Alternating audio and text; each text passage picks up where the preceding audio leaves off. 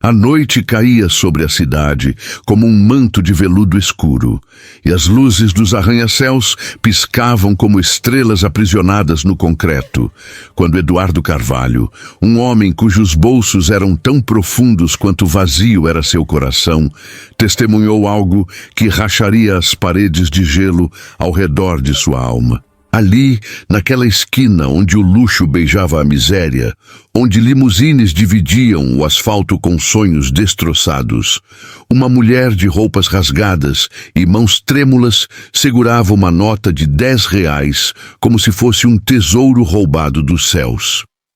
Eduardo observava de dentro de seu carro importado, protegido por vidros fumês que o separavam do mundo real, quando viu a mendiga fazer algo que desafiava toda a lógica do universo capitalista que ele governava.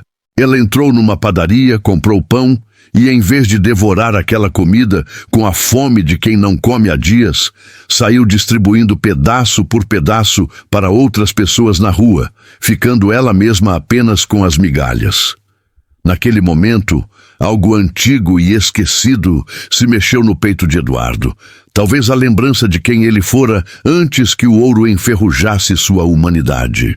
Ele viu na simplicidade daquele gesto uma riqueza que seus milhões jamais poderiam comprar. Uma generosidade que expunha a pobreza de seu próprio espírito e sentiu, pela primeira vez em décadas, que toda sua fortuna não passava de papel pintado diante da moeda verdadeira que aquela mulher carregava na alma. Sem entender completamente por quê, Eduardo desligou o motor, deixou o conforto de seu refúgio de couro e metal e começou a seguir aquela figura franzina que caminhava pelas sombras da noite, carregando consigo um mistério que prometia tanto destruir quanto reconstruir tudo o que ele pensava saber sobre valor, sobre vida, sobre o que realmente importa quando a última cortina cai. Eduardo Carvalho não era apenas rico, era a personificação do sucesso que a sociedade venera e aplaude. Aos 52 anos, ele comandava um império empresarial que se estendia por 3 continentes, possuía propriedades em 7 países. E seu nome era pronunciado com reverência nas bolsas de valores e com inveja nos clubes exclusivos onde apenas os escolhidos podiam entrar. Ele tinha construído tudo sozinho, ou pelo menos era o que repetia para si mesmo nas noites insones, quando o silêncio da mansão vazia ecoava mais alto que qualquer aplauso. Sua história era contada como lenda inspiradora. O menino pobre que vendera balas no semáforo e se tornara magnata. O self-made man que provara que no capitalismo, com suficiente determinação e frieza, qualquer um pode escalar a montanha até o topo. Mas o que as revistas de negócios não contavam, o que os perfis admiradores nas redes sociais não mencionavam, era o preço secreto dessa escalada. Eduardo havia deixado um rastro de relacionamentos destruídos, de promessas quebradas, de pessoas que confiaram nele e foram descartadas como peças defeituosas numa linha de produção.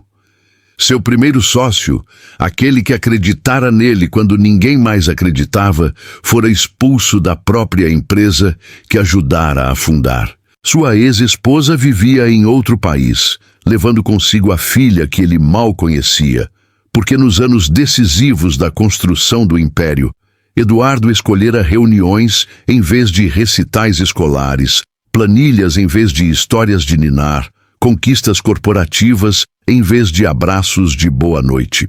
Ele tinha amigos, claro, dezenas deles nos jantares de gala e eventos beneficentes, mas nenhum que conhecesse a cor de suas vulnerabilidades, nenhum que já tivesse visto as lágrimas que ele trancava com a mesma segurança com que trancava seu cofre. Naquela noite específica, Eduardo voltava de mais um jantar de negócios, onde fechara um contrato que renderia milhões, mas deixara seu estômago revirado. Ele havia conseguido o acordo através de táticas que beiravam a ilegalidade, pressionando um fornecedor menor até que ele não tivesse escolha senão aceitar termos desiguais ou falir. Durante a sobremesa, enquanto todos brindavam ao sucesso, Eduardo sentira uma náusea que não tinha nada a ver com a comida cara que havia ingerido. Era como se algo dentro dele estivesse apodrecendo, como se cada vitória nos negócios fosse uma derrota na humanidade, como se ele estivesse ganhando o mundo inteiro, mas perdendo algo que nem sabia nomear. Foi então, dirigindo pelas ruas iluminadas do centro em direção ao seu bairro de mansões fortificadas, que ele parou no semáforo daquela esquina onde dois universos colidiam. Do lado esquerdo, a entrada de um restaurante 5 estrelas, onde cada prato custava o salário mensal de um trabalhador comum.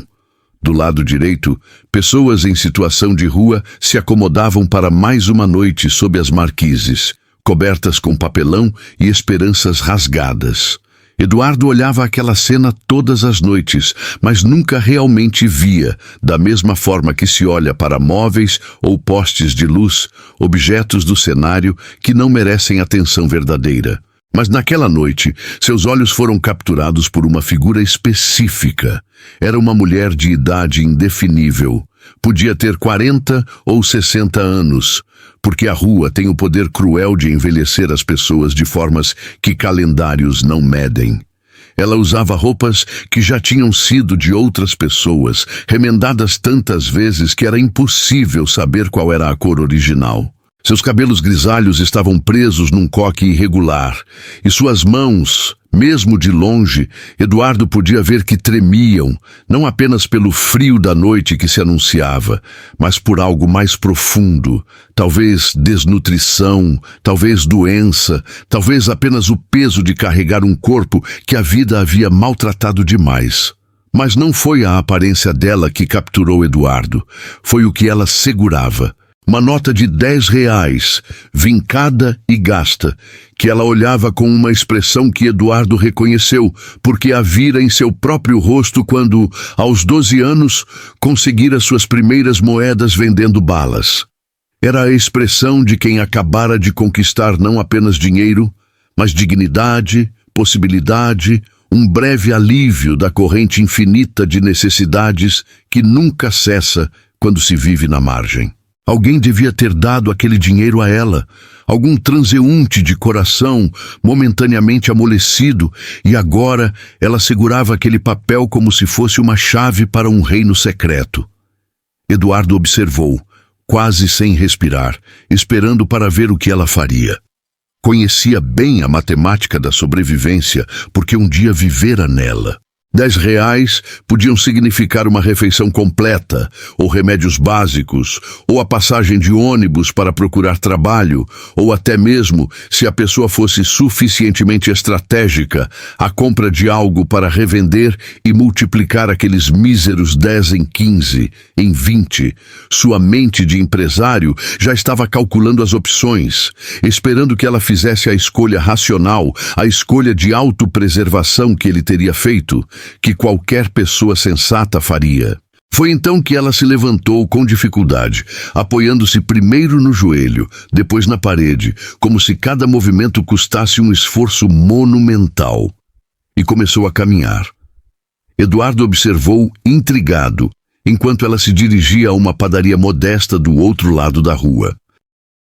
O sinal abriu, ele poderia ter seguido seu caminho, mas algo o manteve ali, estacionado numa vaga proibida, arriscando uma multa que não significava nada para sua fortuna, mas observando uma cena que começava a significar tudo. Através da vitrine da padaria, Eduardo viu a mulher apontar para os pães, viu o padeiro embrulhar vários deles, viu ela entregar os R$10 e recusar o troco, gesticulando de uma forma que parecia dizer: "Fica com você, você também precisa." O padeiro pareceu discutir, ela insistiu, e finalmente ele aceitou com um sorriso que Eduardo conseguiu ver mesmo daquela distância. Havia uma humanidade naquela pequena interação que fazia as negociações de milhões que Eduardo conduzia parecerem transações vazias, mecânicas, desprovidas de alma. Mas foi o que aconteceu em seguida que partiu algo dentro de Eduardo, algo que ele nem sabia que ainda podia se partir, porque pensava que já estava completamente quebrado. A mulher saiu da padaria carregando o pacote de pães, e em vez de procurar um canto onde pudesse devorar aquela comida com a urgência de quem sabe que não come há muito tempo, ela fez algo completamente inesperado. Algo que desafiava todas as leis da economia, da sobrevivência, do instinto de autopreservação que Eduardo considerava a força motriz de toda a existência humana. Ela começou a distribuir os pães. Primeiro foi até um homem idoso que dormia encolhido numa entrada de loja, coberto apenas com jornal. Ela o acordou gentilmente, colocou 2 pães em suas mãos, disse algo que fez o velho sorrir com uma boca que tinha mais ausências que dentes. Depois, foi até uma mãe jovem que segurava um bebê, ambos sentados sobre um papelão ralo, e deu a ela 3 pães, fazendo questão de colocar um extra, provavelmente insistindo que o bebê precisava mais. Seguiu até um rapaz magérrimo, que tinha o olhar perdido de quem já desistiu. E mesmo ele, mesmo sem reação aparente, recebeu sua porção de pão, e talvez também de dignidade restaurada, porque ela não simplesmente jogou a comida, ela entregou, com as 2 mãos, como se estivesse oferecendo não apenas alimento, mas reconhecimento, a mensagem silenciosa de "Você existe, você importa, você merece". Eduardo observava tudo aquilo de dentro de seu carro de luxo e sentia algo estranho acontecendo em seu peito, uma espécie de aperto que não era ataque cardíaco, mas parecia igualmente capaz de matá-lo ou de ressuscitá-lo. Ele contou mentalmente enquanto ela distribuía. 2 pães aqui, 3 ali, 1 para aquele, 2 para aquela, e no final, quando já tinha percorrido toda aquela quadra de esquecidos e invisíveis, quando já tinha alimentado pelo menos 7 ou 8 pessoas, ela ficou apenas com as migalhas, literalmente, os pedaços menores que tinham sobrado, as pontas que ninguém geralmente quer. Ela se sentou então no meio-fio e começou a comer aquelas migalhas com a mesma reverência com que Eduardo já a vira segurar os 10 reais, mastigando devagar, saboreando cada pequeno pedaço, não com amargura por ter ficado com tão pouco, mas com gratidão por ter ainda aquilo, e mais impressionante. Enquanto comia, ela olhava ao redor para as pessoas que tinha alimentado e havia em seu rosto não arrependimento ou cálculo de oportunidade perdida, mas uma satisfação pura, um brilho nos olhos que Eduardo não via em seus próprios olhos há tanto tempo que já nem lembrava como era sentir aquilo. Foi nesse momento que algo quebrou definitivamente dentro de Eduardo. Ele, que havia construído um império, que possuía mansões e iates e contas bancárias com números que pareciam códigos de telefone, percebeu que estava olhando para alguém infinitamente mais rico do que ele jamais seria. Aquela mulher, com seus trapos e suas mãos trêmulas, tinha algo que todo o dinheiro de Eduardo não conseguira comprar. Ela tinha generosidade verdadeira, aquele tipo raro de bondade que não calcula retorno sobre investimento, que não espera reconhecimento ou aplausos, que simplesmente flui como água de uma fonte que nunca seca porque é alimentada por algo além da lógica material. Eduardo pensou em sua própria vida, em quantas vezes ele tivera a oportunidade de ajudar e escolhera não ajudar porque não era problema dele. Quantas vezes passara por pedidos de doação e fechara a janela do carro com raiva por ser incomodado. Quantas vezes criticara pessoas em situação de rua como se fossem culpadas por sua própria miséria. Quantas vezes justificara sua indiferença com argumentos sofisticados sobre meritocracia e responsabilidade individual. E agora, olhando para aquela mulher que tinha todos os motivos do mundo para ser amarga, egoísta, desesperada, mas escolhia ser o oposto disso tudo, ele sentiu uma vergonha tão profunda que parecia perfurar camadas de sua alma que ele nem sabia que existiam. Ele lembrou de sua infância, quando ele também fora pobre, quando conhecera a fome e o frio e o desamparo. Lembrou de uma vizinha idosa que, mesmo mal tendo o que comer, sempre dividia sua sopa rala com ele e sua mãe. Lembrou de um professor que pagara do próprio bolsillo seus materiais escolares quando soube que ele não tinha condições. Lembrou de pequenos atos de bondade que tinham sido tábuas de salvação num oceano de dificuldades. E se perguntou: quando foi que ele deixou de ser o menino que recebia essas bênçãos e se transformou no homem que as negava?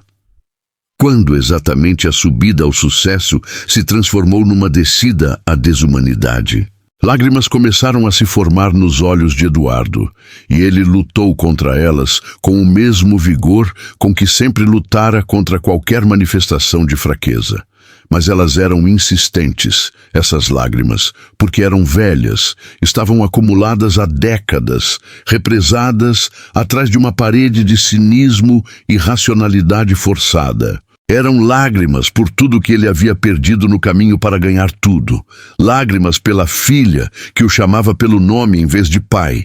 Lágrimas pelos amigos verdadeiros que trocara por contatos úteis. Lágrimas pela versão de si mesmo que morrera em algum lugar entre a pobreza honesta e a riqueza corrupta. Ele olhou novamente para a mulher, que agora descansava encostada na parede, os olhos semicerrados, provavelmente exausta, mas aparentemente em paz, e sentiu uma urgência que não conseguia explicar. Precisava entender. Precisava saber o que movia uma pessoa a fazer o que ela acabara de fazer. Precisava descobrir que tipo de matemática era aquela em que dar tudo resultava não em menos, mas em mais, em que esvaziar os bolsos parecia encher o coração, em que a pobreza material coexistia com uma riqueza espiritual que fazia seus milhões parecerem moedas falsas. Eduardo olhou para seu próprio reflexo no retrovisor. Um homem de terno impecável, gravata de seda italiana, relógio que custava mais que um carro popular, pele bem cuidada por tratamentos caros, mas olhos vazios, olhos que tinham perdido aquele brilho que ele acabara de ver nos olhos da mendiga. Ele era uma fachada bonita de um prédio vazio, todo mármore e vidro por fora, todo eco e abandono por dentro. E ela, com toda sua aparência maltratada, era exatamente o oposto. Uma casinha simples que por dentro guardava tesouros que nenhum ladrão poderia roubar.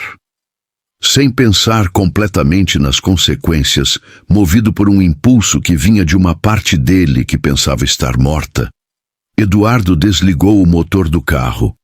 Suas mãos tremiam ligeiramente enquanto tirava a chave da ignição, e ele percebeu com surpresa que estava nervoso, genuinamente nervoso, de uma forma que não ficava antes de apresentações para investidores ou negociações de alto risco. Porque aquelas situações ele dominava, eram seu território, seu reino. Mas isto era outra coisa. Isto era humano, real, vulnerável. Isto não tinha script ou estratégia. Ele abriu a porta do carro e o som da cidade o atingiu com força total. Dentro do veículo, com seus vidros fechados e ar-condicionado, tudo era silencioso, controlado, filtrado. Mas aqui fora, os sons eram crus. Buzinas, vozes, música de algum bar distante, o choro de uma criança, o riso de um grupo de amigos, os motores dos ônibus, a vida acontecendo em toda a sua bagunça bela e terrível. Eduardo não lembrava a última vez que realmente escutara a cidade, não apenas a atravessara em seu casulo de luxo. Ele ficou de pé ao lado do carro, subitamente consciente de como sua roupa contrastava com o ambiente. Seu terno provavelmente custava mais que todas as roupas de todas as pessoas naquela quadra somadas. Seu relógio podia alimentar uma família por meses. Seus sapatos italianos pisavam o mesmo chão que os pés descalços ou calçados com chinelos velhos, mas era como se fossem continentes diferentes. Ele era um alienígena ali, e pela primeira vez em muito tempo, isso não o fez sentir superior. O fez sentir deslocado, perdido, pequeno. A mulher ainda estava ali, agora aparentemente descansando, talvez até dormindo levemente, apoiada contra a parede da padaria. Eduardo começou a caminhar em sua direção, mas algo o fez parar. Ele não queria assustá-la, não queria que ela pensasse que ele era uma ameaça, ou que vinha cobrar algo ou julgá-la. Então ficou ali, a alguns metros de distância, simplesmente observando, tentando entender através da mera presença o que palavras ainda não conseguiam capturar. Foi quando percebeu outros detalhes que a distância do carro não permitira ver. A mulher tinha uma cicatriz na testa, antiga mas profunda. Suas mãos, mesmo em repouso, mantinham aquele tremor constante. Havia uma tosse ocasional que sacudia seu corpo magro. Ela estava doente, obviamente, precisava de cuidados médicos que provavelmente nunca receberia. E ainda assim, com toda aquela dor corporal, ela escolhera alimentar outros antes de si mesma. Não porque fosse santa ou especial, Eduardo intuiu, mas porque para ela aquilo era simplesmente o certo a fazer. Tão natural quanto respirar, tão óbvio quanto o sol nascer. Quantas vezes Eduardo tinha usado "não é minha responsabilidade" como escudo?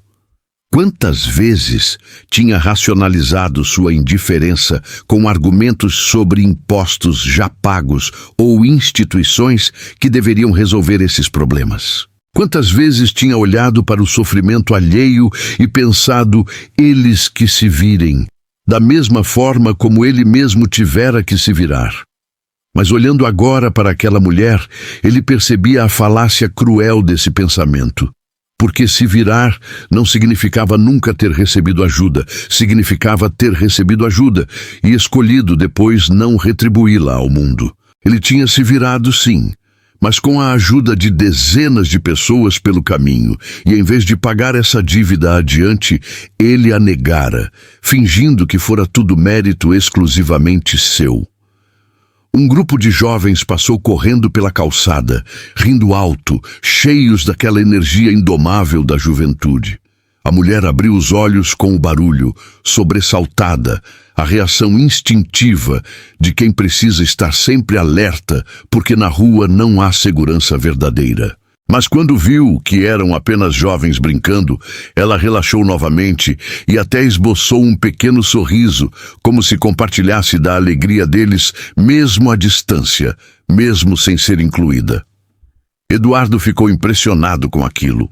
Não havia inveja, não havia ressentimento, apenas uma capacidade de se alegrar com a felicidade alheia que ele há muito perdera, substituída por aquele instinto competitivo de sempre comparar, sempre medir, sempre sentir que a vitória dos outros era de alguma forma sua derrota. Foi nesse momento que Eduardo tomou a decisão. Ele não ia apenas observar, ele ia seguir aquela mulher. Precisava entender mais, ver mais, aprender o que ela tinha a ensinar, mesmo que ela não soubesse que estava ensinando.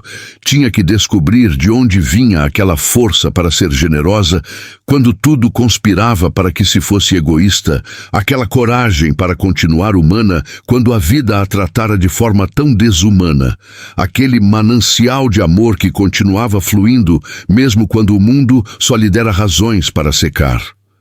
Ele voltou ao carro, mas não para ir embora. Pegou seu casaco, porque a noite esfriava e ele planejava ficar.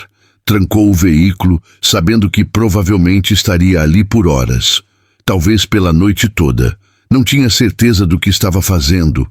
Não tinha um plano elaborado como costumava ter para tudo em sua vida. Estava simplesmente seguindo um instinto que vinha de uma parte dele que ficara adormecida por tanto tempo que ele já a presumira morta. A mulher levantou-se então, usando a parede como apoio, e começou a caminhar novamente. Aquela caminhada lenta e difícil de quem carrega no corpo as marcas de 1000 batalhas perdidas, mas ainda não desiste da guerra.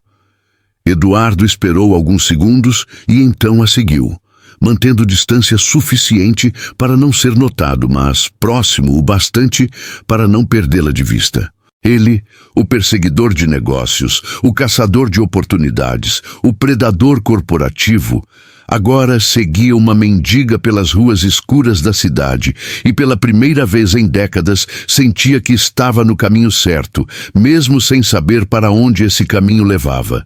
Porque às vezes a vida coloca em nosso trajeto pessoas que são espelhos invertidos, que nos mostram não quem somos, mas quem deixamos de ser, e oferecem, através de seu próprio exemplo silencioso, um mapa de volta para casa, para aquele lugar na alma onde ainda habita algo real, algo puro, algo que todos os sucessos do mundo não conseguiram completamente destruir, apenas enterrar sob camadas de ambição e medo e orgulho, esperando o momento certo para ressurgir como semente que sobrevive ao inverno mais longo, e ainda assim, quando a primeira fresta de luz aparece, ousa novamente crescer.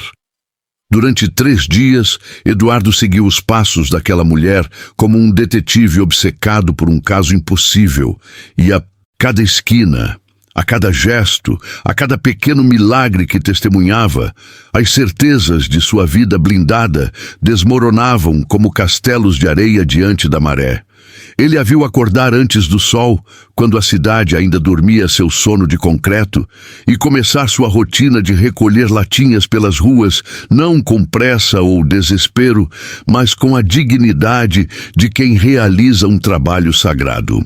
Ele a viu parar para alimentar cães abandonados com restos que ela mesma precisava. Viu-a consolar uma criança perdida até encontrar sua mãe.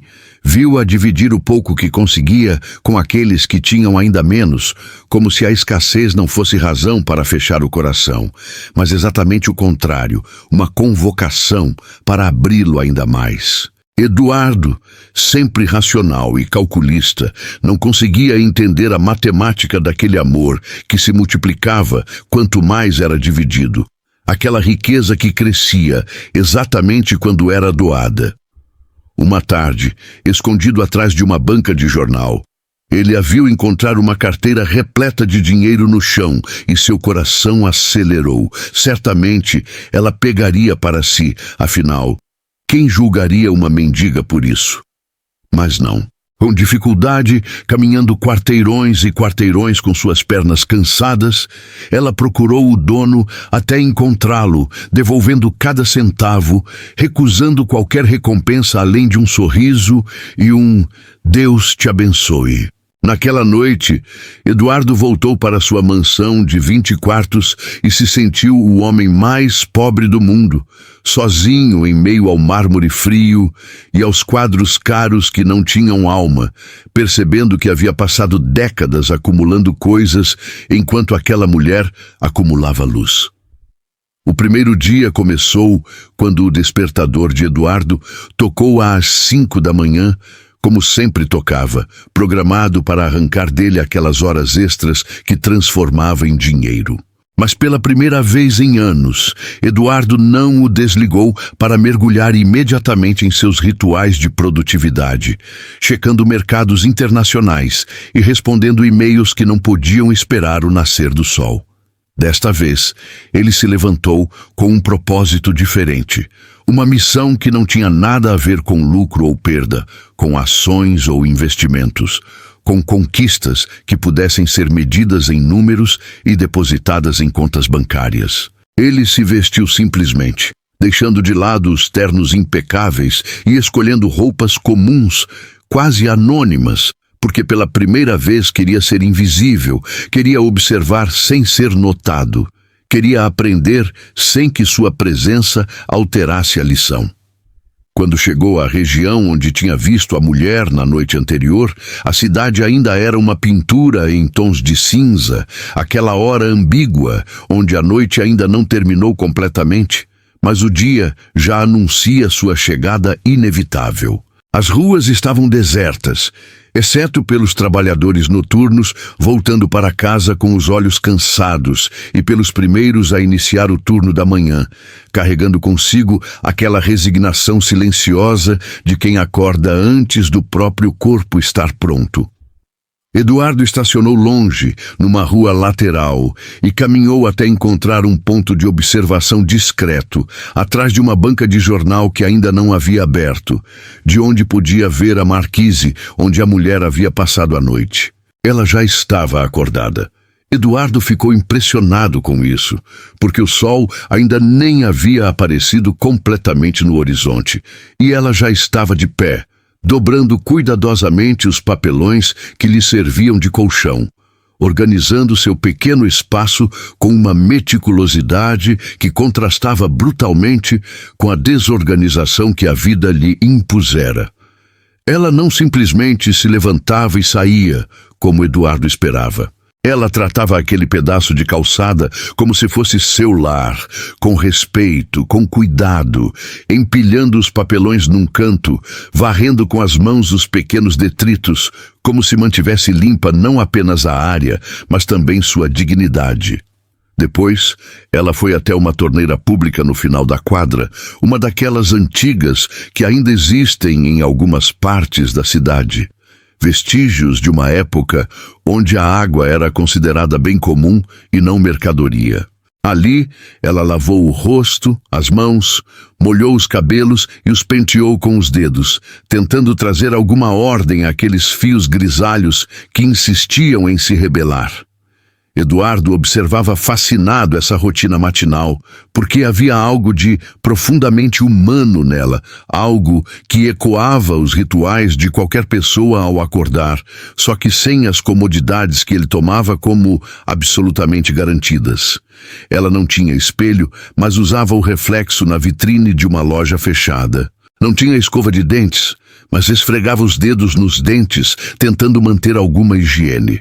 Não tinha desodorante ou perfume, mas havia em seus gestos uma preocupação com apresentabilidade que desmentia todos os estereótipos que Eduardo, como tantos outros, carregava sobre pessoas em situação de rua.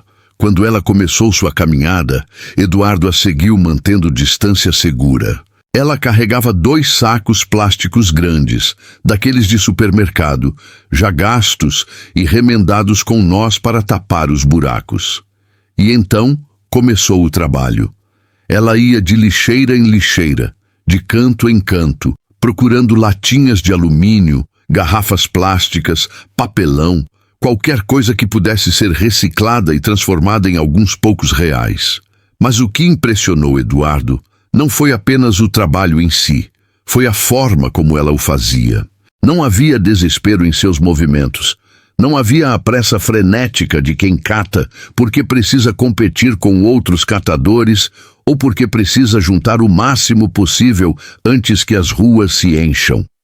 Havia, ao contrário, uma espécie de ritmo meditativo, quase contemplativo. Ela parava para observar o céu que começava a clarear, as primeiras cores do amanhecer pintando as nuvens. Parava para ouvir os pássaros que, mesmo naquela selva de concreto, insistiam em cantar suas melodias matinais. Parava para acariciar gatos de rua que apareciam esfomeados e desconfiados. E ela sempre tinha alguns pedaços de comida guardados para eles. Sobras de sobras que ela dividia sem hesitar. Eduardo viu quando ela encontrou um cachorro abandonado, magérrimo, com o pelo cheio de feridas e os olhos tristes de quem perdeu a fé na humanidade.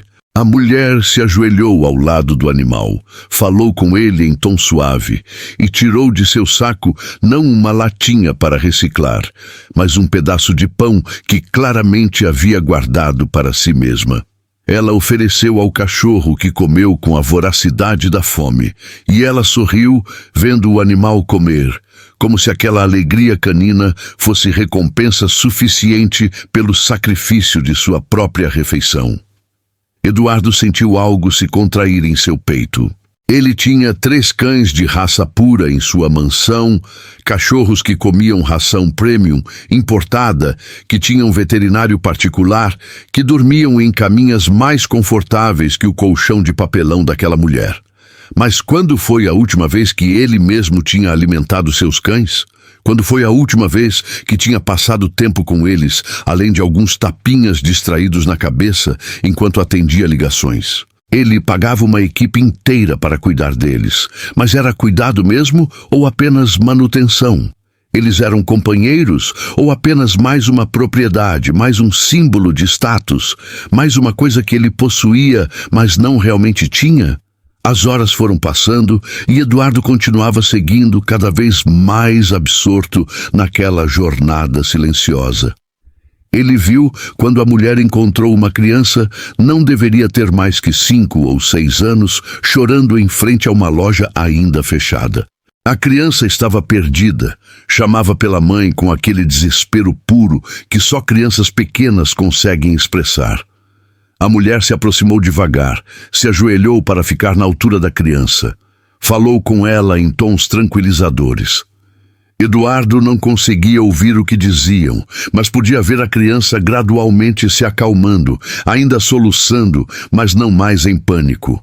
A mulher pegou a mão pequena na sua mão grande e áspera e começou a procurar a mãe, andando devagar para acompanhar os passinhos curtos da criança, perguntando em cada comércio que começava a abrir, descrevendo a mãe a partir das informações confusas que a criança conseguia dar. Eduardo as seguiu, quase esquecendo de manter a discrição, completamente absorto naquela missão de misericórdia. Levou quase 1 hora, a mulher percorrendo quarteirões com aquela criança, carregando seus sacos pesados de recicláveis numa mão, enquanto segurava a mãozinha na outra. Finalmente, numa padaria 3 quadras adiante, uma mulher histérica estava mostrando uma foto para o padeiro, procurando sua filha, e quando viu a criança com a mendiga, correu com os braços abertos, lágrimas de alívio descendo pelo rosto. Ela abraçou a filha com aquela intensidade de quem acabou de recuperar o que pensou ter perdido para sempre.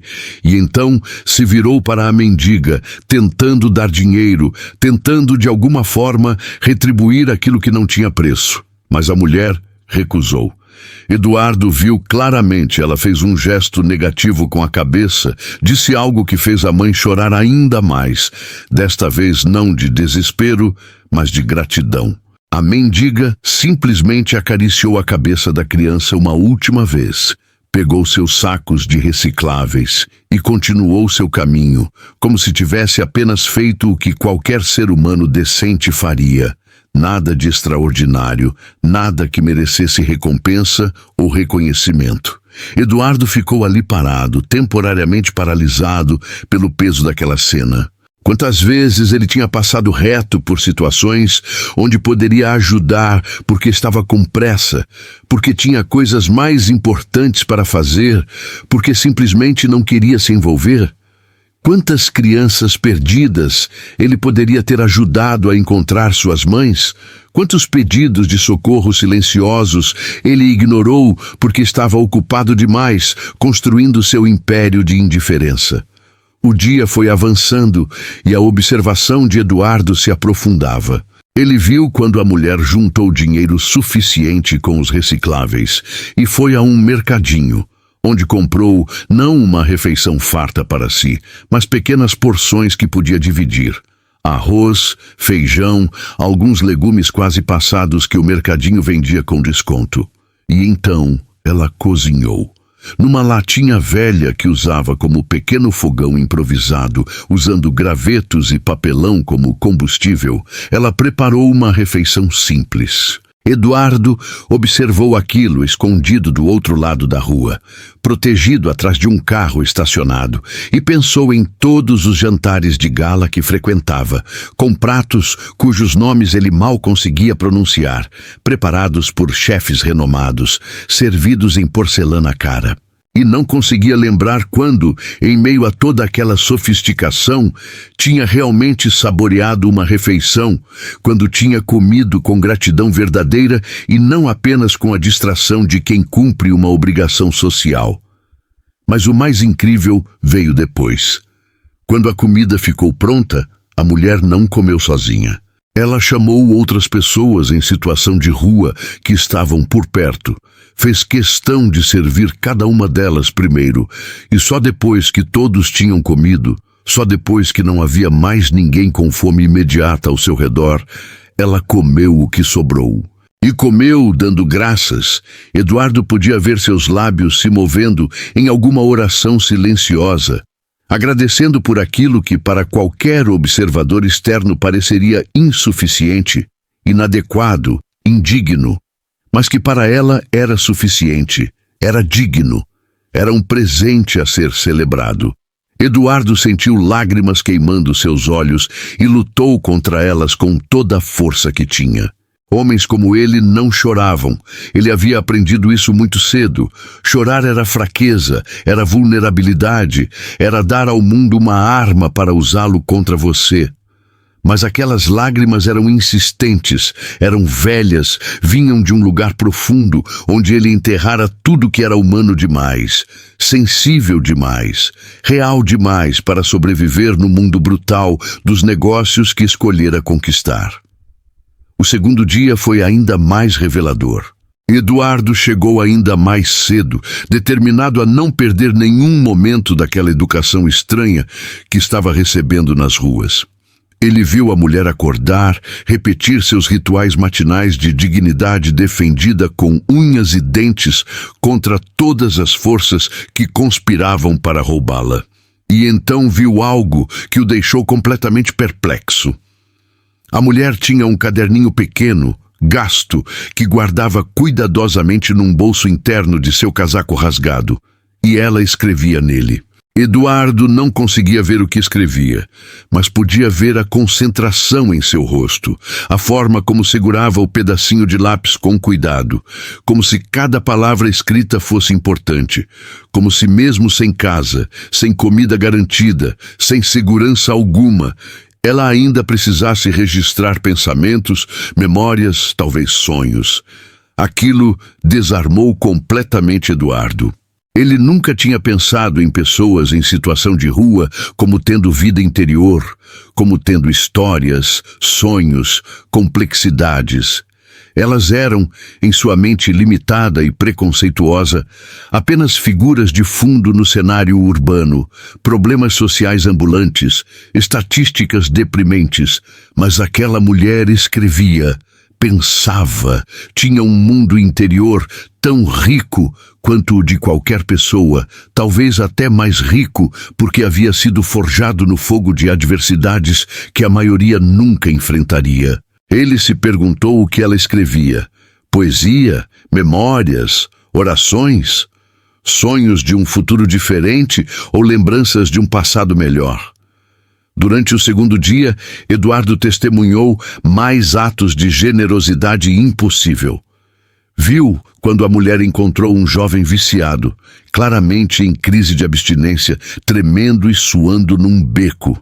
Em vez de passar reto como Eduardo esperava, ela se aproximou, conversou com ele, segurou sua mão enquanto ele tremia, ofereceu água que ela mesma precisava. Ela não tinha solução mágica para o vício dele, não tinha recursos para internação ou tratamento, mas tinha presença, tinha compaixão, tinha aquela disposição rara de sentar ao lado do sofrimento em vez de fugir dele. Eduardo pensou em quantas vezes tinha cruzado com pessoas em dificuldade, e sua primeira reação era acelerar o passo, desviar o olhar, erguer barreiras. Porque o sofrimento alheio era incômodo, era um espelho que refletia a fragilidade da condição humana que ele preferia negar. Era mais fácil acreditar que as pessoas mereciam seus destinos, que cada um colhe o que planta, que os bem-sucedidos são superiores e os fracassados inferiores. Essa filosofia conveniente permitia que ele dormisse tranquilo em sua mansão, enquanto pessoas dormiam nas calçadas a poucos quilômetros de distância. Mas agora, vendo aquela mulher que tinha todos os motivos para ser amarga e não era, que tinha todas as justificativas para ser egoísta e não era, que poderia culpar o mundo e em vez disso tentava consertá-lo um ato de bondade por vez, Eduardo sentia seu sistema inteiro de crenças se desintegrando. No final do segundo dia, aconteceu algo que marcaria Eduardo para sempre. A mulher estava em seu canto usual, organizando seus pertences antes do anoitecer, quando um grupo de adolescentes passou. Eles estavam em grupo, cheios daquela crueldade casual que às vezes brota em jovens que ainda não desenvolveram completamente a empatia. Começaram a zombar dela, fazendo piadas sobre seu cheiro, sua aparência, imitando de forma grotesca e exagerada seu jeito de andar. Eduardo sentiu raiva ferver dentro dele, quis intervir, proteger aquela mulher que estava se tornando seu professor silencioso. Mas então viu a reação dela. Ela não revidou com raiva, não xingou, não lançou maldições, não desejou mal a eles. Ao contrário, ela olhou para aqueles jovens com algo que só podia ser descrito como compaixão. Como se visse além da crueldade superficial até o vazio interior que a produzia. Como se entendesse que só fere quem também está ferido. Então ela fez algo absolutamente inexplicável. Pegou as poucas moedas que tinha conseguido naquele dia e ofereceu a eles, dizendo algo que Eduardo não conseguiu ouvir, mas que fez os adolescentes pararem, confusos, desarmados pela bondade onde esperavam confronto. Um deles, o líder aparente do grupo, pegou a moeda, mas não com vitória ou zombaria. Pegou com vergonha. Eduardo viu o rosto do garoto mudar, viu a crueldade se dissolver em algo parecido com remorso. O grupo se dispersou rapidamente, mas Eduardo notou que o garoto que pegara a moeda voltou alguns minutos depois, sozinho, e deixou algo ao lado da mulher antes de correr. Quando ela viu, era um sanduíche ainda embalado, provavelmente comprado na lanchonete próxima. Ela sorriu para o vazio onde o garoto havia desaparecido, como se soubesse que acabara de plantar uma semente de humanidade que talvez um dia germinasse. Eduardo percebeu então que estava testemunhando não apenas bondade, mas uma força transformadora que operava em frequência diferente da força que ele conhecia. Ele conhecia o poder do dinheiro, da influência, da intimidação, da manipulação. Mas aquela mulher possuía um poder mais antigo e mais verdadeiro. O poder de responder ao ódio com amor, a crueldade com compaixão, a violência com paz. E esse poder, Eduardo começava a entender. Era o único que realmente mudava o mundo, que realmente transformava corações, que realmente importava quando tudo mais desmoronava. No terceiro dia, Eduardo chegou com uma câmera no celular, pensando em registrar, documentar, talvez até usar para algo, mas rapidamente guardou o aparelho, envergonhado de tentar capturar em pixels algo que só podia ser compreendido com o coração. Naquele dia, ele testemunharia o evento que finalmente quebraria completamente a casca dura ao redor de sua alma. A mulher encontrou uma carteira no chão. Eduardo viu tudo. Ela estava passando por uma praça, fazendo sua rota habitual de coleta, quando tropeçou em algo. Abaixou-se para verificar e era uma carteira de couro, cara, ainda cheia. Eduardo, escondido atrás de uma árvore, sentiu seu coração disparar. Ele sabia o que havia naquela carteira porque viu quando ela abriu. Havia notas, muitas delas, provavelmente mais dinheiro do que aquela mulher via em meses, talvez anos. Havia também documentos, cartões, a identidade completa de alguém. O coração de Eduardo batia forte. Ele se pegou pensando, ela vai pegar. Qualquer pessoa pegaria, especialmente alguém em situação de rua. Ninguém julgaria. É dinheiro achado, não roubado. É a sorte finalmente sorrindo para quem merece um sorriso do destino. E uma parte sombria dele queria que ela pegasse. Queria confirmar que, no fundo, quando a necessidade aperta, todos nós somos egoístas. Todos colocamos nossa sobrevivência em primeiro lugar. Seria um alívio perverso confirmar que aquela mulher no final era apenas humana como todos, capaz de racionalizar, de justificar, de pegar uma oportunidade quando ela aparecia. Mas ela não pegou. Eduardo viu quando ela olhou ao redor, procurando alguém que pudesse ter perdido a carteira. Viu quando ela abriu novamente e procurou identificação. Viu quando ela, com aquelas pernas cansadas que mal a sustentavam, Começou a caminhar, saindo de sua rota, abandonando sua rotina de coleta, carregando aquela carteira como se carregasse uma missão sagrada.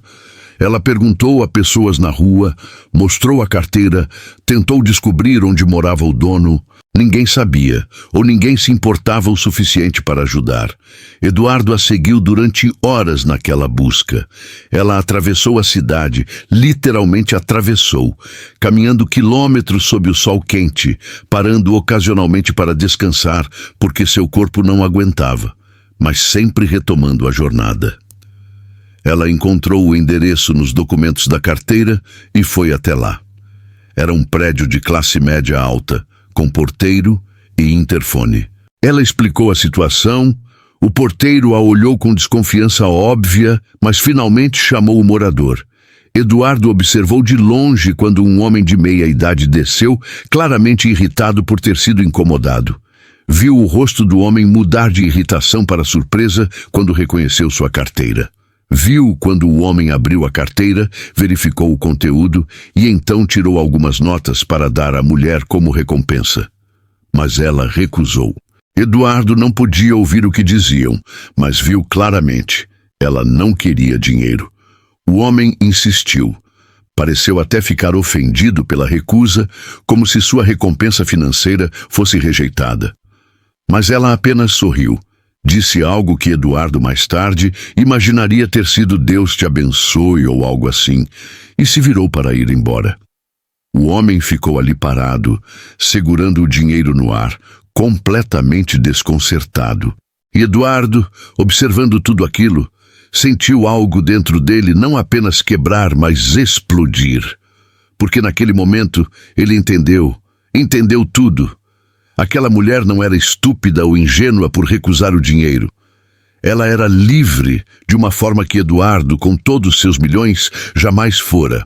Ela não precisava da validação da recompensa, não fazia o bem esperando retorno, não media suas ações em termos de custo-benefício. Ela simplesmente fazia o que era certo porque era certo, ponto final. Não havia cálculo, não havia estratégia, não havia agenda oculta. Eduardo percebeu com clareza dolorosa que toda a sua vida tinha sido uma série de transações. Ele era bom com pessoas quando isso lhe trazia vantagem. Doava para a caridade quando isso melhorava sua imagem pública ou trazia benefícios fiscais. Ajudava quando havia algo a ganhar. Cada relacionamento era uma negociação. Cada gesto tinha um preço. Ele nunca em toda a sua vida adulta, tinha feito algo puramente por bondade, sem esperar nada em troca, sem calcular o retorno sobre investimento. Naquela noite, Eduardo voltou para sua mansão de 20 quartos e pela primeira vez realmente viu o que ela era, uma prisão luxuosa.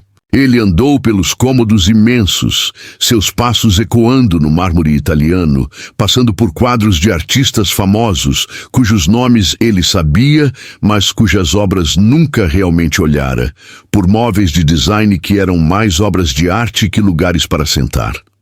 Subiu a escadaria de mogno que custara uma fortuna, passou pelos quartos de hóspedes que nunca tinham hóspedes porque ele não tinha amigos verdadeiros para hospedar, apenas contatos de negócios que ele não queria em sua casa. Ele entrou em seu quarto master, com sua cama king size, onde dormia sozinho, com seu closet do tamanho de um apartamento inteiro onde guardava ternos que custavam mais que um salário mensal médio, com seu banheiro de spa onde havia todo o conforto imaginável, mas nenhum conforto real. E sentou na beirada daquela cama cara e sentiu-se o homem mais pobre do mundo, porque passou décadas acumulando coisas, propriedades, investimentos, objetos, status, poder. Acumulou tanto que não havia mais espaço para acumular. Cofres cheios, contas gordas, propriedades múltiplas. Mas aquela mulher, aquela mendiga sem nome que ele seguira por 3 dias, ela acumulava algo diferente. Ela acumulava luz, acumulava bondade, acumulava amor depositado em corações alheios, acumulava gratidão de um cachorro alimentado, alívio de uma mãe que reencontrou sua filha, dignidade de um viciado que foi tratado como humano, vergonha transformadora de um adolescente cruel que aprendeu compaixão. E Eduardo entendeu finalmente qual era o tesouro verdadeiro. Não estava em bancos ou cofres. Estava naqueles momentos de conexão humana genuína, naqueles gestos de bondade sem cálculo, naquela capacidade de ver outro ser humano não como meio para um fim, mas como um fim em si mesmo, digno de amor e respeito simplesmente por existir. Ele chorou naquela noite. Chorou como não chorava desde que era criança, antes de aprender que homens não choram, antes de construir as paredes de gelo ao redor de seu coração. Chorou pelos anos perdidos em perseguições vazias. Chorou pela filha que mal conhecia, porque estava ocupado demais, ganhando dinheiro para garantir o futuro dela, mas esquecendo que o presente dela precisava de um pai, não de um banco. Chorou pelos funcionários que demitira friamente quando não serviam mais aos seus propósitos, sem pensar nas famílias que dependiam daqueles empregos. Chorou pelas oportunidades perdidas de ser bondoso, de ser generoso, de ser humano. E ali, naquele quarto luxuoso que parecia uma tumba dourada, Eduardo Carvalho, o homem que tinha tudo, percebeu que não tinha nada do que realmente importava. E pela primeira vez em décadas, sentiu algo além de ambição ou medo, sentiu esperança. Porque se aquela mulher com tão pouco podia ser tão rica em espírito, talvez houvesse esperança para ele também. Talvez não fosse tarde demais para desaprender a ganância e reaprender a generosidade. Talvez ainda houvesse tempo para trocar suas moedas de ouro pela única moeda que tem valor eterno. O amor que damos sem medir, a bondade que oferecemos sem calcular, a luz que acumulamos não em cofres, mas em almas, não em propriedades, mas em propósito, não no ter, mas no ser. Porque no final das contas, quando a última cortina cai e o último aplauso silencia, ninguém pergunta quanto você tinha, mas sim quanto você amou, quanto você ajudou, quanto de você ficou nos corações daqueles que você tocou. No quarto dia, Eduardo não aguentou mais ser apenas uma sombra observadora e se aproximou dela, finalmente, com o coração na garganta e lágrimas que há anos se recusava a deixar cair. "Por que você faz isso?" perguntou com a voz embargada. "Por que dá tudo quando você mesma não tem nada?" A mulher o olhou com aqueles olhos fundos que já tinham visto demais, mas que ainda assim brilhavam com algo indestrutível, e respondeu com uma simplicidade que cortou mais fundo que qualquer lâmina. "Porque fome de comida a gente mata com pão, mas fome de alma só se mata com amor. E amor é a única coisa que quanto mais você dá, mais você tem." Eduardo caiu de joelhos. Ali mesmo, no meio da calçada suja, diante daquela professora improvável que a vida havia colocado em seu caminho, e chorou como não chorava desde criança, chorou a fortuna desperdiçada em luxos vazios, chorou os anos vividos na prisão dourada da ganância, chorou cada pessoa que ele passou por cima para chegar ao topo de uma montanha que agora descobria ser apenas um monte de areia. Ele descobriu que o nome dela era Maria, que ela tinha sido professora antes de perder tudo em uma doença da filha, que mesmo na tragédia ela escolhera não deixar a tragédia escolher quem ela seria, que ela tinha aprendido que a verdadeira riqueza não está nos cofres que trancamos, mas nos corações que abrimos. Naquele dia, Eduardo não apenas seguiu uma mendiga, ele seguiu de volta para casa, para a humanidade que tinha abandonado, para a verdade de que somos medidos não pelo que guardamos, mas pelo que doamos, e que no final, quando as luzes se apagam e as cortinas se fecham, a única moeda que vale alguma coisa no caixa da eternidade é o amor que ousamos distribuir, mesmo quando parecia que não tínhamos nada para dar. Porque às vezes Deus coloca mestres em roupas de mendigos para ensinar milionários a diferença entre ter tudo e ser alguém. E a maior fortuna que existe não se deposita em bancos, mas nas vidas que tocamos com as mãos vazias e o coração cheio. Eduardo acordou naquela quarta manhã diferente. Algo havia mudado nele durante a noite insone que passara revirando-se na cama cara, perseguido por pensamentos que eram como fantasmas cobrando dívidas antigas. Ele olhou para o teto altíssimo de seu quarto, decorado com afrescos caros que imitavam capelas renascentistas, e sentiu o peso esmagador de toda aquela opulência vazia. Não conseguia mais fingir, não conseguia mais ser apenas o observador distante, o estudante secreto de uma lição que estava transformando tudo o que ele pensava saber sobre si mesmo e sobre o mundo. Ele se levantou antes do alarme, vestiu-se com roupas ainda mais simples que nos dias anteriores, como se estivesse gradualmente despindo-se de sua identidade antiga, camada por camada. No espelho, viu um homem que mal reconhecia. Os olhos, sempre tão calculistas e frios, agora tinham algo diferente, talvez vulnerabilidade, talvez medo, talvez esperança. Ele não sabia nomear, porque eram emoções que havia enterrado tão fundo que sua ressurreição o deixava desorientado, como alguém que vive décadas no escuro e subitamente é exposto à luz cegante do sol. Quando chegou à região onde sabia que encontraria Maria, porque agora ele precisava chamá-la por algum nome, mesmo que ainda não soubesse qual era, o dia apenas começava a clarear. Ela já estava lá, em sua rotina matinal de dignidade defendida contra todas as adversidades. Eduardo ficou parado a certa distância, observando, mas desta vez não com a curiosidade antropológica dos dias anteriores. Observava com reverência, como se estivesse diante de um altar, como se aquela mulher esfarrapada fosse na verdade uma santa disfarçada, uma mestra enviada especificamente para ele, para quebrar as correntes invisíveis que o prendiam a uma vida de acumulação sem propósito. Então, sem planejar, sem ensaiar, sem a preparação meticulosa que aplicava a todas as reuniões importantes de sua vida, Eduardo começou a caminhar em direção a ela. Seus passos eram incertos, como os de uma criança aprendendo a andar, e ele sentiu algo que não sentia há décadas: medo genuíno.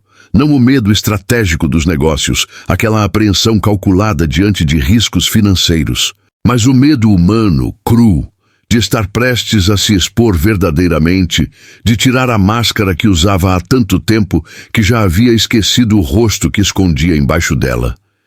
Ela o notou quando ele estava a poucos metros de distância.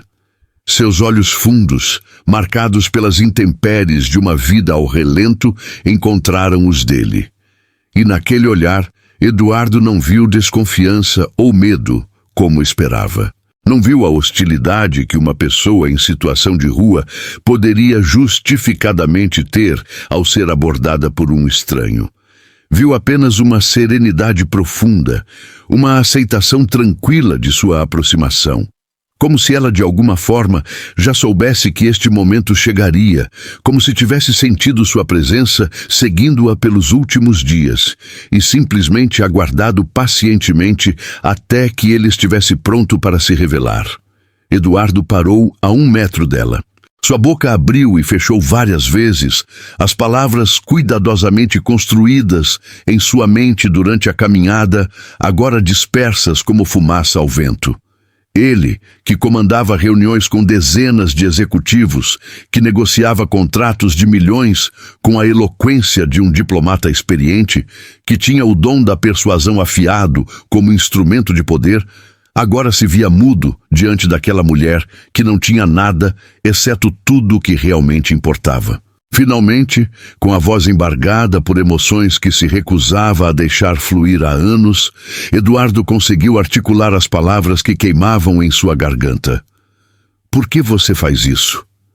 A pergunta saiu quase como um sussurro desesperado, carregado de 3 dias de observação confusa, de noites insones, de certezas desmoronadas. "Por que dá tudo quando você mesma não tem nada?" Maria, porque era assim que ela se apresentaria minutos depois, olhou para ele com aqueles olhos que já tinham visto demais. Olhos que tinham testemunhado tragédias que quebrariam a maioria das pessoas, que tinham chorado lágrimas suficientes para encher oceanos, que tinham visto a humanidade em seus piores e melhores momentos. E ainda assim, esses olhos brilhavam. Brilhavam com algo indestrutível, algo que todas as tempestades da vida não conseguiram apagar. Brilhavam com esperança, com fé, com um amor tão profundo e genuíno que parecia desafiar todas as leis da lógica e da sobrevivência. Ela inclinou ligeiramente a cabeça, como professores fazem quando um aluno finalmente faz a pergunta certa, aquela que abre as portas para o entendimento verdadeiro. Então, com uma simplicidade que cortou mais fundo que qualquer lâmina, com uma sabedoria que nenhuma universidade de elite poderia ensinar, ela respondeu: porque fome de comida a gente mata com pão, mas fome de alma só se mata com amor. E amor é a única coisa que quanto mais você dá, mais você tem. As palavras atingiram Eduardo como um raio atravessando seu peito, rachando de uma vez todas as defesas que ele havia construído ao longo de décadas. Era uma verdade tão simples, tão óbvia, tão fundamental, que ele se perguntou como havia passado 52 anos sem enxergá-la. Fome de alma. Ele tinha fome de alma. Tinha estado faminto a vida inteira, tentando saciar aquela fome com dinheiro, com sucesso, com propriedades, com poder, com tudo, exceto a única coisa que poderia realmente alimentá-lo. Amor genuíno, conexão verdadeira, bondade sem cálculo, generosidade sem expectativa de retorno. E ela, aquela mulher que provavelmente não tinha feito uma refeição completa em dias, que dormia em papelão e acordava com frio e dor, ela não tinha fome de alma, porque alimentava constantemente sua alma com amor doado, com bondade distribuída, com compaixão oferecida a todos que cruzavam seu caminho. A matemática estava invertida do que Eduardo sempre acreditara. Ele pensava que acumular era enriquecer, mas descobria agora que era doar que enriquecia. Pensava que guardar era ganhar, mas aprendia que era perder. A única coisa que quanto mais você dá, mais você tem: amor. Eduardo sentiu suas pernas fraquejarem. Todo o peso de sua vida, todas as escolhas erradas, todas as oportunidades perdidas de ser bondoso, todas as vezes que escolheu a ganância em vez da generosidade, tudo isso desabou sobre ele de uma vez. E então aconteceu algo que Eduardo Carvalho, o magnata, o empresário impiedoso, o homem que construíra um império sobre a racionalidade fria e o cálculo preciso, jamais imaginou que faria. Ele caiu de joelhos. Ali mesmo, no meio da calçada suja, diante daquela professora improvável que a vida havia colocado em seu caminho, Eduardo se ajoelhou e chorou. Chorou como não chorava desde criança, desde antes de aprender que homens não choram, desde antes de construir as paredes de gelo ao redor de seu coração. Não eram lágrimas delicadas ou contidas, eram soluços profundos que sacudiam todo o seu corpo, gritos silenciosos de uma dor antiga finalmente liberada, um choro catártico que era ao mesmo tempo lamento e libertação. Ele chorou a fortuna desperdiçada em luxos vazios. Chorou os milhões gastos em coisas que nunca o fizeram realmente feliz, em objetos que possuía, mas não amava, em experiências caras, mas vazias de significado. Chorou os anos vividos na prisão dourada da ganância, aquela jaula de ouro que ele mesmo construíra ao redor de si, pensando que estava construindo segurança, mas na verdade estava construindo solidão. Chorou cada pessoa que ele passou por cima para chegar ao topo de uma montanha, que agora descobria ser apenas um monte de areia, destinado a ser levado pelo vento do tempo sem deixar marca verdadeira.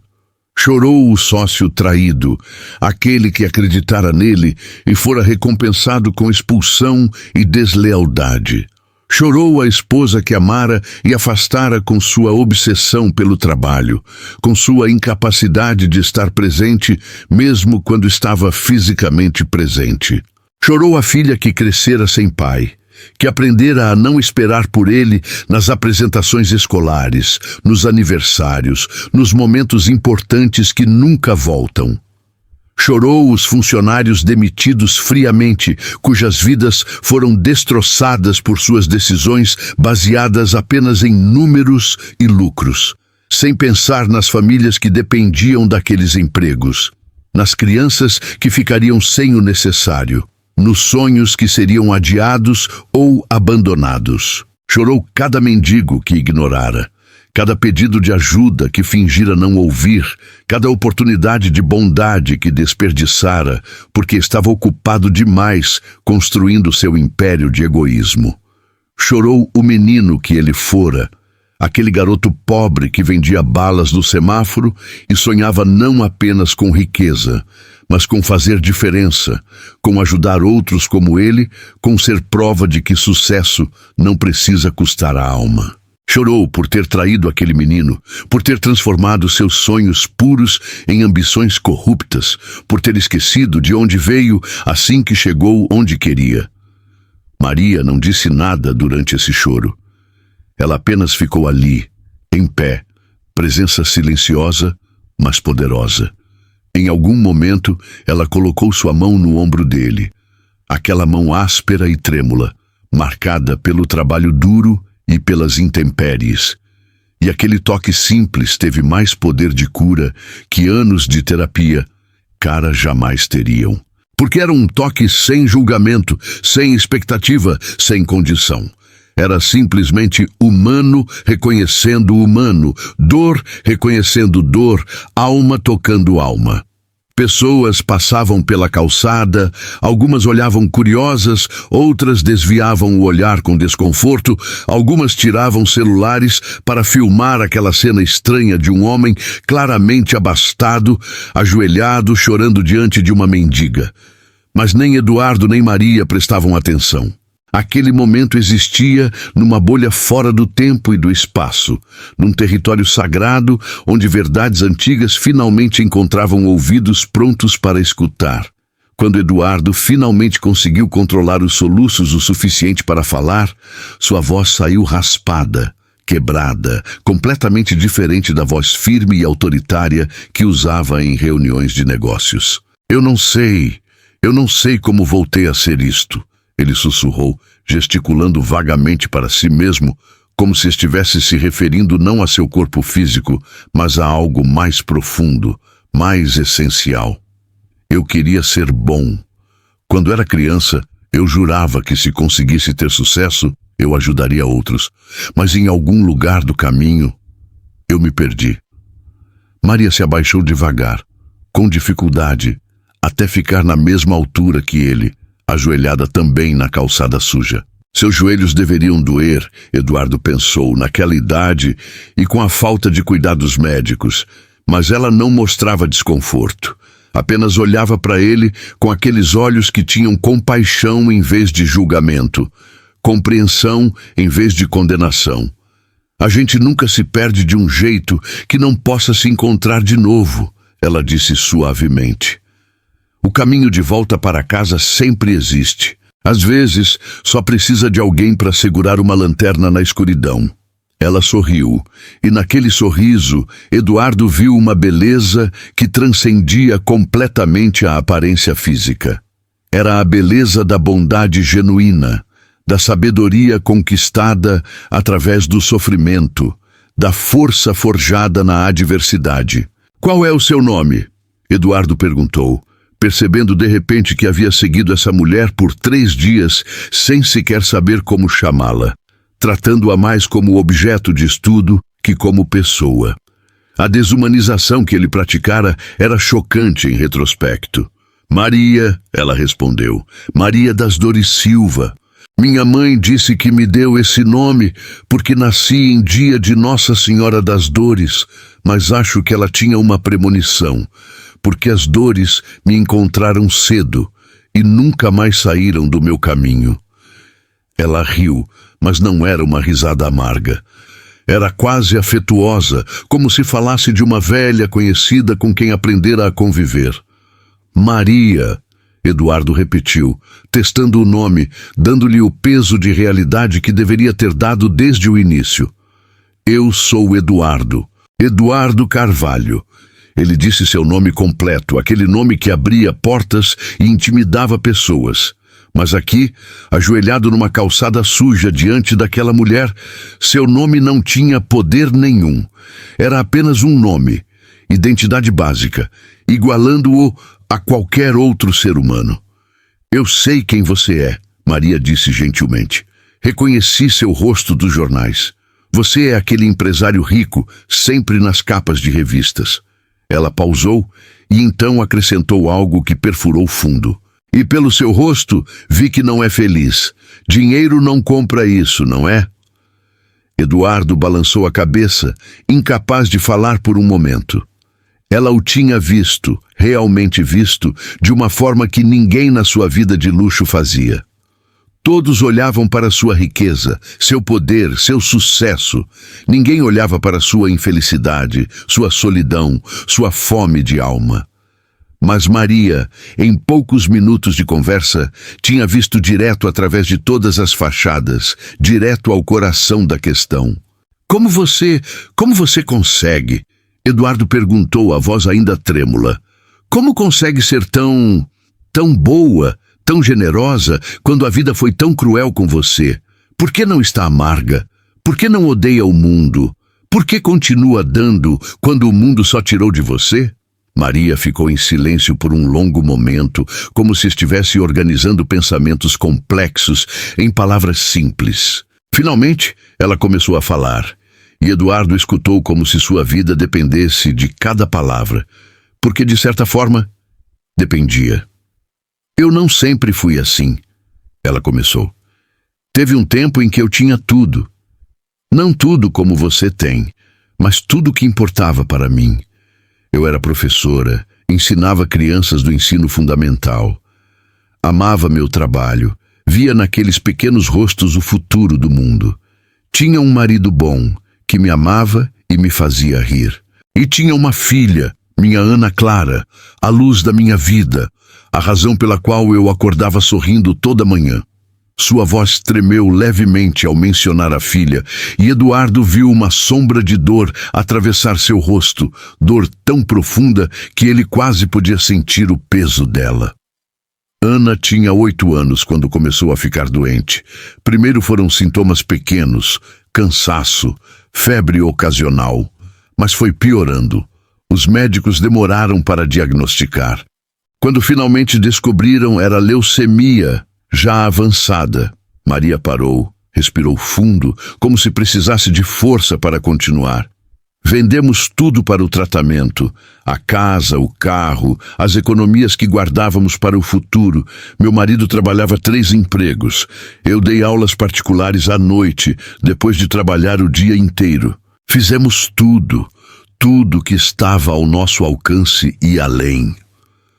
Eduardo escutava em silêncio, começando a entender que a história de Maria era de uma tragédia que faria qualquer pessoa desistir, amargurar, endurecer. Mas não foi suficiente, Maria continuou, lágrimas agora deslizando silenciosamente por suas bochechas enrugadas. Ana Clara morreu 3 meses antes de completar 10 anos. Morreu na minha frente, segurando minha mão, me pedindo para não ficar triste, me dizendo que ia ficar bem, que ia para um lugar onde não sentia mais dor. Minha menina de 9 anos me consolando enquanto morria. Eduardo sentiu novas lágrimas em seus próprios olhos. A dor na voz de Maria era tão crua, tão real, que era impossível não sentir. Meu marido não aguentou, Maria disse. A dor era grande demais. Ele começou a beber, tentando afogar a memória, tentando fugir do vazio. E beber levou a outras coisas. Perdeu os empregos, virou outra pessoa. Um dia ele simplesmente foi embora. Disse que não conseguia olhar para mim sem ver Ana Clara, que cada momento comigo era uma lembrança da filha que perdemos. E eu fiquei sozinha. Perdi meu emprego porque não conseguia funcionar, não conseguia parar de chorar, não conseguia estar na frente de crianças sem ver minha filha em cada rostinho. Perdi o apartamento que alugávamos porque não tinha como pagar. Perdi tudo, uma coisa depois da outra, até que não tinha mais nada. E foi aí que eu entendi. Maria olhou diretamente nos olhos de Eduardo, e o que ele viu lá era uma clareza que vinha de ter tocado o fundo do poço e escolhido não desistir. Eu entendi que a vida pode tirar tudo de você, suas coisas, suas pessoas, sua segurança, seu futuro. Mas existe uma coisa que a vida não pode tirar, a não ser que você permita sua escolha de como responder. Eu podia escolher deixar a tragédia me destruir completamente, ou podia escolher deixar a memória da minha filha me inspirar. Ana Clara era a criança mais bondosa que você poderia conhecer. Mesmo doente, mesmo com dor, ela dividia seus brinquedos com outras crianças no hospital, consolava as que estavam com medo, sorria para as enfermeiras para fazer o dia delas melhor. Então eu decidi. Maria continuou, sua voz ganhando uma força que contrastava com sua fragilidade física. Decidi que, se eu ia continuar vivendo, ia viver de uma forma que honrasse minha filha, ia ser a bondade que ela foi, ia dar amor porque amor foi tudo que ela me deixou, e é a única herança que vale a pena preservar. E sabe o que descobri? Descobri que quando você dá amor, mesmo sem ter mais nada para dar, você recebe de volta algo que nenhum dinheiro pode comprar. Você recebe propósito, você recebe paz. Você recebe a certeza de que sua vida, por mais difícil que seja, significa alguma coisa. Eduardo estava completamente imóvel, absorvendo cada palavra como se fosse água no deserto de sua alma. Aqui estava uma mulher que tinha perdido tudo, e escolhera não amargurar, mas amor, não fechar, mas abrir, não guardar, mas dar. E ele, que nunca perdeu nada material, que só acumulou e acumulou, tinha perdido algo muito mais precioso, tinha perdido sua humanidade. A verdadeira riqueza, Maria disse gentilmente, como se estivesse ensinando uma lição fundamental para uma criança, não está nos cofres que trancamos, mas nos corações que abrimos. Eu não tenho casa, mas tenho amigos em cada esquina. Eu não tenho cama, mas durmo em paz. Eu não tenho dinheiro, mas sou rica em amor recebido e dado. E você, com toda a sua fortuna, pode ter tudo, mas não ter nada, se não tiver amor para dar e receber. Eduardo ficou em silêncio por um longo tempo. O barulho da cidade continuava ao redor deles, carros passando, pessoas caminhando, a vida seguindo seu curso frenético. Mas ali, naquela calçada, o tempo parecia ter parado. Era como se o universo inteiro tivesse conspirado para criar aquele momento, aquele encontro impossível entre dois mundos tão diferentes, mas fundamentalmente tão semelhantes. Porque no final, todos são apenas seres humanos, procurando significado, procurando conexão, procurando amor. Eu desperdicei tanto. Eduardo finalmente disse, a voz ainda trêmula, mas com uma clareza nova. Desperdicei anos, relacionamentos, oportunidades de ser bom. Construí um império, mas destruí uma vida. Tenho milhões, mas não tenho nada que realmente importa. Mas você ainda está vivo, Maria disse sorrindo. E enquanto há vida, há possibilidade de mudança. Não é tarde demais, Eduardo. Nunca é tarde para voltar para casa, para voltar para quem você devia ser. Seu dinheiro, seus recursos, tudo isso poderia fazer tanto bem se fosse usado com amor em vez de ganância. Você tem poder para mudar vidas. A questão é, você vai usar esse poder? Eduardo olhou para suas mãos, aquelas mãos que assinavam contratos de milhões, que apertavam outras mãos em negociações frias, que contavam dinheiro, mas nunca tinham acariciado genuinamente alguém que precisasse. E então olhou para as mãos de Maria, trêmulas e ásperas, mãos que não tinham nada para dar exceto afeto, consolo, compaixão. E ele viu qual par de mãos era verdadeiramente rico. Eu quero mudar, Eduardo disse, e as palavras saíram como uma promessa, um juramento, um voto. Eu não sei como, não sei por onde começar, mas eu quero ser diferente. Eu quero ser como você. Eu quero ter o que você tem. Maria riu suavemente. Você não quer ter o que eu tenho, Eduardo. Você não quer dormir na rua, passar fome, sofrer frio. O que você quer é ser o que eu sou, e isso é diferente. E a boa notícia é que você pode. Você pode começar hoje, agora, neste momento. Cada escolha que você faz pode ser uma escolha pelo amor em vez do medo, pela generosidade em vez da ganância, pela conexão em vez do isolamento. Me ensina, Eduardo pediu, e não era um pedido de negociação ou comando de alguém acostumado a conseguir o que quer. Era uma súplica humilde, genuína, vulnerável. Me ensina a viver como você vive, me ensina a amar como você ama. Maria colocou ambas as mãos no rosto de Eduardo, um gesto maternal, terno, completamente desprovido de julgamento. Você já começou a aprender, ela disse.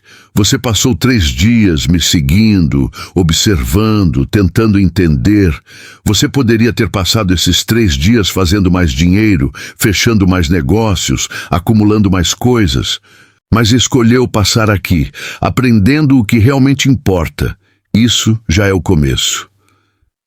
A jornada de volta para casa é longa, Maria continuou.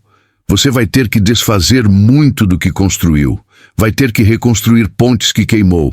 Vai ter que pedir perdão para pessoas que magoou. Não vai ser fácil. Na verdade, vai ser a coisa mais difícil que você já fez. Mais difícil que construir seu império, porque construir requer apenas estratégia e determinação. Mas reconstruir uma alma, isso requer coragem, humildade e amor, muito amor. Eduardo assentiu, absorvendo cada palavra. Pela primeira vez em décadas, ele não tinha um plano detalhado, uma estratégia definida, um caminho claro. Mas tinha algo que não tinha tido em tanto tempo que já esquecera como era. Tinha esperança genuína. Esperança de que mudança era possível, de que redenção existia, de que não era tarde demais para se tornar quem deveria ter sido o tempo todo. Naquele dia, ali naquela calçada, aconteceu algo extraordinário. Eduardo não apenas encontrou Maria, ele se encontrou. Encontrou o menino que fora, o homem que poderia ter sido, o ser humano que ainda podia se tornar. Não foi uma transformação instantânea, porque transformações verdadeiras nunca são. Foi o primeiro passo de uma jornada longa, a primeira rachadura na parede de gelo ao redor de seu coração, a primeira luz penetrando décadas de escuridão escolhida.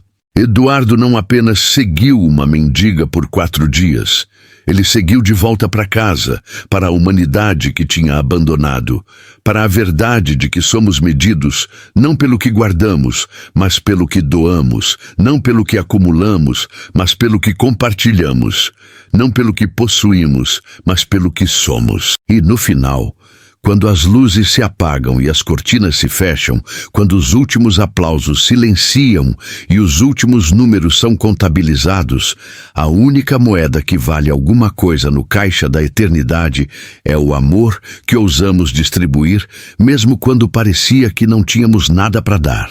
Porque às vezes Deus coloca mestres em roupas de mendigos para ensinar milionários a diferença entre ter tudo e ser alguém. E a maior fortuna que existe não se deposita em bancos, não se guarda em cofres, não se mede em números ou propriedades. A maior fortuna se manifesta nas vidas que tocamos com as mãos vazias e o coração cheio, nos olhos que fazemos brilhar quando tudo conspira para apagá-los, nas almas que alimentamos quando nossa própria alma estava faminta, no amor que plantamos em solo árido e que floresce em jardins que nunca veremos, mas que existirão porque um dia, numa calçada suja, tivemos a coragem de nos ajoelhar diante da verdade e deixar que ela nos transformasse completamente.